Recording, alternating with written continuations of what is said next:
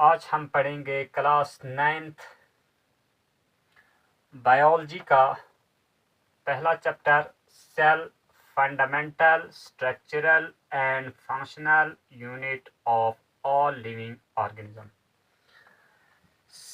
सबसे पहले चैप्टर का नाम हम खोलेंगे कि सेल को फंडामेंटल स्ट्रक्चरल और फंक्शनल यूनिट क्यों कहते हैं।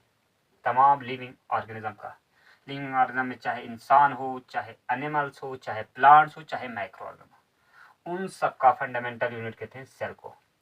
क्योंकि हमारा पूरा बॉडी, लिविंग ऑर्गेनिज्म का पूरा बॉडी बना है सेल से। सेल सब कंबाइन होके बना है टिश्यूज सब कंबाइन होकर बना है ऑर्गन सब कंबाइन होकर ऑर्गन सिस्टम, वो सब कंबाइन होकर एक ऑर्गेनिज्म को, एक लिविंग ऑर्गेनिज्म को जन्म दिया है। ये लिविंग ऑर्गेनिज्म प्लांट हो सकता है, माइक्रो ऑर्गेनिज्म हो सकता है, एनिमल्स हो सकता है, ह्यूमंस हो सकता है। अच्छा, ये सेल से टिश्यू किस तरह बना या टिश्यू से ऑर्गन किस तरह बना, इसके लिए हम दो सेल लेते हैं। एक मेल सेल है, उसको कहते हैं सुपार्म सेल, कहाँ बनते हैं, मेल के टेस्टिस में। दूसरा सेल हम लेते हैं फीमेल ओवम सेल बनते हैं फीमेल के ओवरीज में। जब ये दोनों फर्टिलाइज हो जाते हैं, फर्टिलाइजेशन कहाँ होता है, फिलोपियन ट्यूब में, तो बन जाता है जाइगोट। जब जाइगोट बनते हैं, लेकिन ये फिलोपियन ट्यूब जाइगोट बन गया कहाँ, फिलोपियन ट्यूब में। इसके बाद जाइगोट का डेवलपमेंट होने से पहले ये 1 हफ्ता ट्रेवल करते हैं फिलोपियन ट्यूब से। कहाँ आते हैं, फिलोपियन ट्यूब से आते हैं यूट्रस में। यूट्रस में आने के बाद 1 हफ्ते के बाद उसका डेवलपमेंट शुरू हो जाता है। डेवलपमेंट में सबसे पहले बनते हैं मोर्यूला से बनते हैं। फॉर एग्जांपल मोर्यूला बनते हैं तकरीबन 8 सेलेट या 16 सेलेट स्टेज में। इसके बाद इसके डिवाइड हो जाते हैं 16 सेल से 64, 120, इसी तरह। मोर्यूला के बाद बनते हैं ब्लास्टुला के बाद बनते हैं गैस्ट्रुला के बाद बनते हैं ऑर्गेनोजेनेसिस, ऑर्गन बनना शुरू हो जाते हैं। तो अब मंथ वाइज हम डेवलपमेंट को देखेंगे कि किस तरह से ये डेवलप होता है। 3rd वीक में बनते हैं formation of umbilical cord. Umbilical cord बनना शुरू हो जाता है 3rd वीक में, जहां से बच्चे को मादर का न्यूट्रिशन मिलता है। मादर जो खाता है वो न्यूट्रिशन मिलता है एम्बिलिकल कॉर्ड के जरिए बच्चे तक। उससे पहले बेबी से जो यूट्रस के लाइनिंग में जो न्यूट्रिशन है, वहां से न्यूट्रिशन हासिल करते हैं एम्बिलिकल कॉर्ड बनने से पहले। अच्छा, 1 महीना जब बेबी यूट्रस के अंदर 1 महीने का हो जाता है तो बन जाता है हार्ट, दिल बन जाता है। जब 2 महीने का हो जाता है तो बनता है लिम्स एंड डिजिट्स, हमारे हाथ पैर और अंगुलियां बनना शुरू हो जाते हैं। तीसरे महीने में क्या होता है, तीसरे महीने में ऑर्गन बनना शुरू हो जाता है। चौथे महीने में भी जो नहीं, और इस ऑर्गन की डेवलपमेंट होती है। जो ऑर्गन तीसरे महीने में बनना शुरू हो गया था, उसका डेवलपमेंट होता है चौथे महीने में। 5वें महीने में क्या होता है, हायर ऑन हेड, सिर पे बाल आना शुरू हो जाता है। और 6ठे महीने में क्या होता है, हायर ऑन बॉडी पे हायर आ जाते हैं,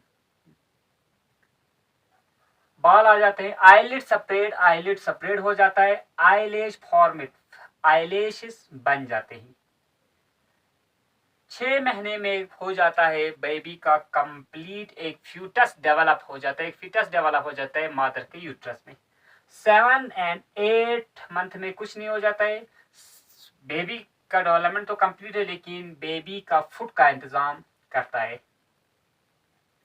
फूड का इंतजाम इस तरह करता है कि मादर के ब्रेस्ट में लैक्टेशन के जरिए क्या बनना शुरू हो जाता है, मिल्क बनना शुरू हो जाता है ब्रेस्ट में। ब्रेस्ट बड़े होने लगते हैं क्योंकि वो वहाँ पे मिल्क बन जाते हैं।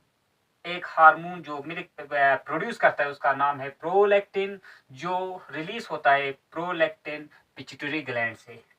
और इसके साथ साथ 7वें महीने में और एक चीज हो जाता है, ब्रॉड हिप रीजन। ये हिप रीजन ब्रॉड हो जाता है।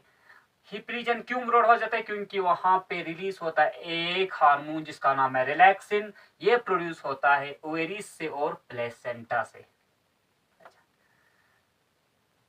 ओवेरीज और प्लेसेंटा से ये रिलैक्सिन रिलीज हो जाता है, जो क्या करता है, हिप रीजन को ब्रॉड, ताकि डिलीवरी में आसानी हो जाए।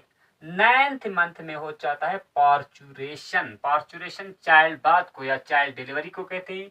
ये हो गया 9 महीने में पूरा कंप्लीट एक बच्चे को जन्म देते हैं, अगर इंसान की हम मिसाल लेंगे तो यहाँ से ये पता चला कि हमारा पूरा बॉडी जो कि एक सेल से बना है जिसको कहते हैं जायगोट। इसी वजह से जायगोट को हम दूसरा नाम देते हैं कि टोटीपोटेंट सेल। टोटीपोटेंट सेल वो होता है कि जिसको पूरा एक ऑर्गेनिज्म बनने की क्षमता होता है, सलाहियत होता है।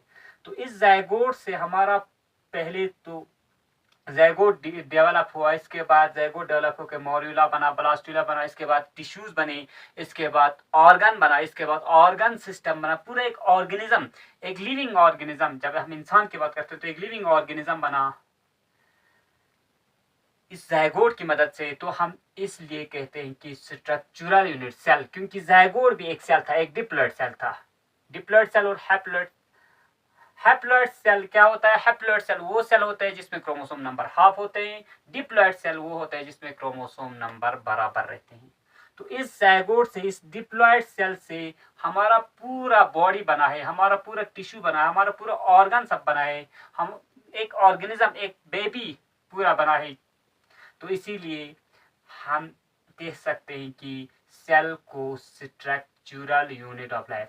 आप यहाँ पे तो लिविंग ऑर्गेनिज्म का कहता है कि फंक्शनल यूनिट। फंक्शनल यूनिट इस वजह से कहते हैं क्योंकि हमारा तमाम फंक्शन, आई हो, ईयर हो, नोज हो, हैंड हो, लेग्स हो, तमाम इंटरनल ऑर्गन हो, एक्सटर्नल ऑर्गन हो, तमाम बॉडी फंक्शन कंट्रोल करते हैं सेल्स और सेल ऑर्गेनलीज। इसी वजह से इसको फंक्शनल यूनिट भी कहते हैं।